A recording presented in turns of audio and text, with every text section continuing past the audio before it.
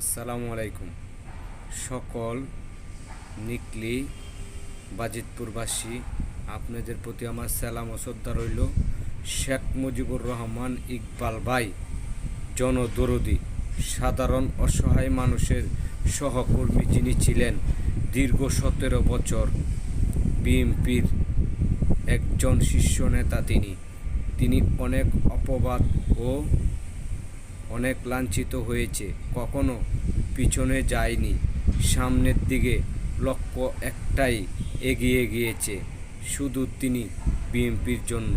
সমস্ত নেতাকর্মীদেরকেও উনি শ্রম দিয়েছে, পরিশ্রম করেছে, মাঠে সবসময় ছিলেন আমাদের জনদরদি ইকবাল ভাই।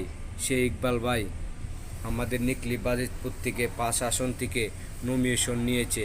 নমিনেশন নেওয়াতে উনির পাশে আমরা সকলেই দাঁড়াবো। উনিকে আমরা বিপুল ভোটে জয় লাভ করার যেন আমরা সকলেই কার্যক্রম চালিয়ে যাব, তিনিকে আমরা সফল করব ইনশাআল্লাহ।